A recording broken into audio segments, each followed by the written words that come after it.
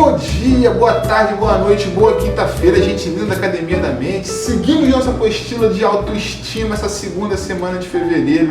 Conversamos na terça-feira, né, que nossa primeira apostila foi sobre resiliência. E aí, assim como a resiliência, trouxemos a autoestima, que é algo formado pelos eventos que ocorrem durante a nossa vida. E aí conversamos lá, né, que ela é uma faca de dois gumes. Se a gente não tomar cuidado com a nossa autoestima, ou ela vai muito para baixo, a gente se acha incapaz de tudo, se acha o pior de tudo, ou ela vai muito para cima, a gente se acha o melhor entre todos iguais, a gente é o excepcional. Para ilustrar esse papo, vamos botar aqui um vídeo do nosso Christian Dunker amado para falar um pouquinho mais sobre essa capacidade.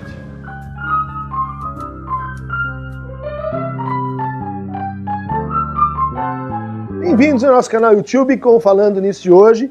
E a pergunta de Garuda Dracon. Garuda é um pássaro da mitologia indiana, né? Do Mahabharata, se não me engano. A sociedade é esquisita. Vivem cobrando para que um depressivo eleve sua autoestima. Mas quando ele eleva, reclamam que é uma doença. Afinal, qual é o certo? Ter autoestima ou uma estima muito alta? Ou ter uma baixa autoestima? Garuda, essa é uma pergunta muito interessante para nosso momento, em que a estima de si, o que o Freud chamava de Selbstgefühl, o sentimento de si, é um critério muito sensível para a detecção de sofrimento e para a interpretação narrativa daquilo que está nos afligindo. A gente tende a achar que uma pessoa que está assim, bem consigo mesma, que não está em briga com sua própria imagem, que não está se degladiando com demandas de reconhecimento, é uma pessoa que está assim dentro do esperado ou feliz. Na verdade, a ideia de sentimento de si, ela é covariante com duas funções importantes. A primeira é o tipo de ideal que a gente se propõe. Que tipo de ideal a gente constrói? Ideais excepcionalmente elevados vão colocar quase que como consequência uma posição deficitária do sujeito em relação a eles. O que a gente ganha com isso? A gente ganha o esforço, ganha o engajamento que o sujeito vai aplicar a si para tentar ajustar o seu sentimento de si com a sua imagem esperada. Pode-se suceder o contrário, como você está observando. Uma expectativa muito reduzida de si, uma baixa expectativa construída no ideal de eu do sujeito, pode levá-lo a, assim, não investir tanto na procura da realização dos seus projetos de vida. Na verdade, a gente vai ter aí um outro benefício, ou seja, na medida que o ideal de eu não é muito elevado, o que vier é lucro. Cada pequena conquista pode ser melhor apreciada. Aquilo que o sujeito galga alcançar é fonte de uma satisfação mais acalentadora para ele. No meu entender, a ideia de que nosso sofrimento está regulado pela nossa estima é uma ideia muito ruim. No fundo, há pessoas, e eu sugiro que você assista um dos nossos Falando Nisso, sobre o complexo de inferioridade ou o sentimento de inferioridade, onde a gente explica isso, né, de como alguém que pode se sentir com um sentimento de si muito rebaixado, na verdade é uma espécie assim de arrogante, que tem uma expectativa, que tem uma crença em si mesmo muito elevada. Né? Então a gente vai dizer, ele se sente um coitado, mas ao mesmo tempo ele se sente assim porque ele se sente alguém muito excepcional, ele acha que ele deveria ser alguém muito excepcional, ou ele tem esse sentimento de si muito elevado. Né? A ideia de que o nosso sentimento de si é muito importante, é decisivo, nos atrapalha bastante, porque o sentimento de si ele tem uma relação indireta com essa segunda função, para a qual eu queria chamar a tua atenção, que é a função desejante. Quando a gente deseja, quando a gente segue, se desloca nessa falta em ser, o que acontece é que nosso sentimento de si fica assim precarizado. Vamos pensar, você gosta daquela pessoa, mas você não sabe qual vai ser a reação que ele vai ter ou ela vai ter quando você se aproxima e declara o seu amor por ele. Você pode dizer assim, olha o conflito aí, o que você quer manter? A sua autoestima elevada, ou seja, preservar-se a si, ou apostar que se você vai e se declara, pode ser que ele se interesse ou ela se interesse, e pode ser que seu desejo se movimente. Uma cultura que exagera a importância da função do sentimento de si, ela vai talvez colocar em segundo plano o risco, né, que a gente tem que tomar em termos de sentimento de si para levar adiante o nosso desejo. Aquela pessoa que diz assim, olha, eu tenho muito medo de me frustrar, eu tenho muito medo de ser recusada, eu tenho muito medo de não ser correspondida pelo outro, pelo mundo, pelas expectativas sociais, e alguém que está, o quê? Recuando na aposta e no risco do seu desejo. Isso tem uma função, sim, com o que você aqui menciona, que são os processos depressivos. No fundo, alguém que vai sempre escolher o lado do eu contra o lado do desejo, que vai sempre escolher preservar-se a si em vez de arriscar-se no desejo, é alguém que está mais vulnerável para a depressão. A depressão é uma experiência, uma forma de sofrimento muito caracterizada, não sei se você já atentou para isso, né, por dois aspectos. Um é a perda da relação com o prazer, né, a anedonia, a incapacidade de experimentar real satisfação nas coisas que a gente faz e com as pessoas com quem a gente está. A segunda função sintomática muito forte na depressão é o auto-julgamento. Né? O depressivo, ele frequentemente está se avaliando, se medindo, se observando, dizendo para si, bom, onde está o erro, o que eu não fiz, o que eu não tenho. E isso o quê? São medidas narcísicas, pequenas experimentações narcísicas que acabam por consumir o sujeito e fazê-lo assim esquecer, né? Deixar de lado e não apostar tanto no seu desejo. Quem se interessar mais por essa questão do narcisismo, que tem uma relação direta com o sentimento de si, eu recomendo o texto de Oscar Migueles, Narcisismos, onde a gente tem uma ótima compilação de que a psicanálise falou sobre essa matéria. Por hoje é só. Quem quiser receber mais pequenos fragmentos narcísicos do Falando Nisso, clique aqui no Aqueronta Movebo. E até mais.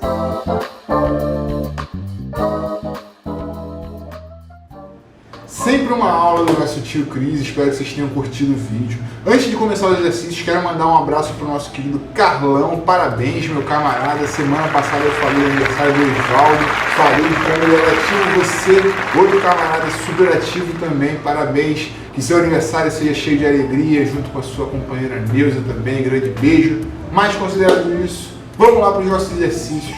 Na página número 3, lá no topo, vem o pé número 2. A gente começou a falar na terça-feira sobre o pé número 1 e ali a gente precisava descrever cada uma das expressões que tinha com o pé.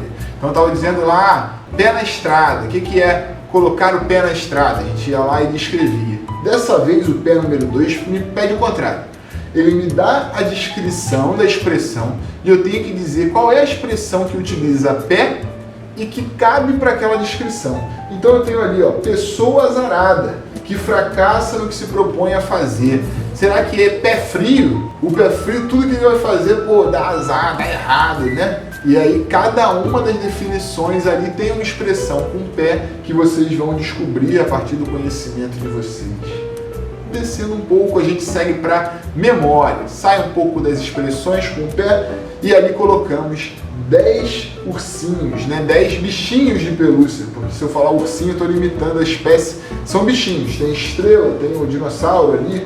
Memorize as letras atribuídas a cada pelúcia e relacione na próxima página. Deixem o número por enquanto, a memória não tem nada a ver com o número que está embaixo de cada imagem é de um outro exercício.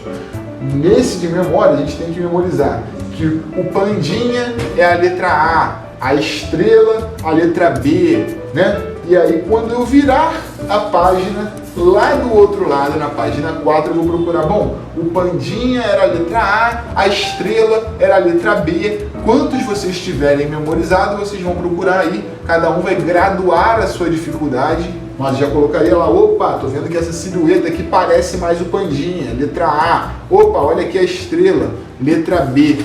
Quando a gente está em sala, a gente tem tempo de trabalhar, memorização, estratégia. Em casa, desde que vocês graduem, de acordo com o tempo que vocês têm para fazer o exercício, com a disposição que vocês estão para treinar. Então, se vocês estão realmente dispostos, façam 5, depois 5. Já fica um exercício interessante, tentar associar a letra com cada imagem ali. Dessa maneira a gente vai trabalhando, memória toda semana, sempre mantendo a mente ativa, sempre trabalhando as habilidades, nunca deixando elas esfriarem, beleza? Só colocar ali na página seguinte a letra de cada um dos bichinhos. Descendo um pouco, vem o exercício que vai usar os números, pessoal. Estão vendo que embaixo de cada ursinho ali tem um número? Diz o enunciado, ó. Cada urso na tabela, cada pelúcia da tabela tem um valor.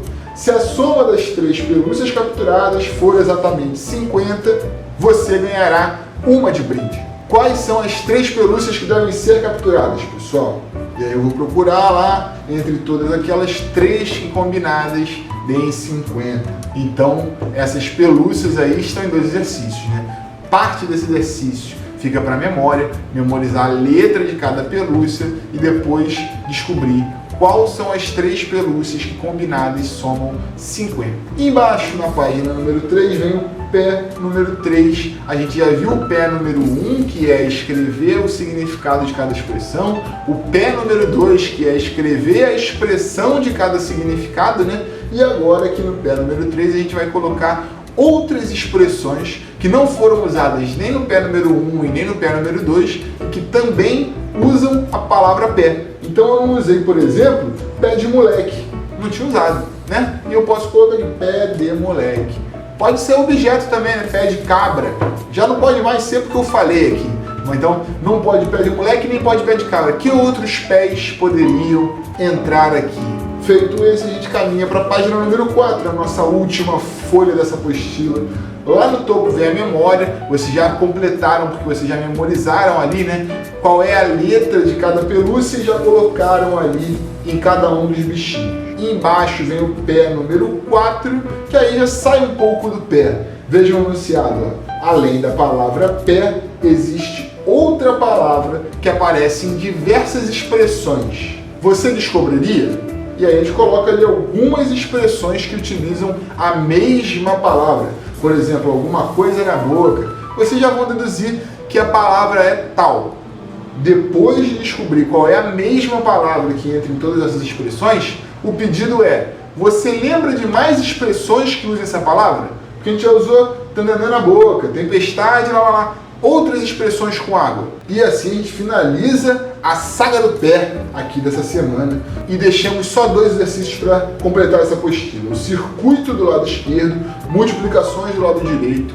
Ambos vamos usar a lógica para resolver, são tranquilos.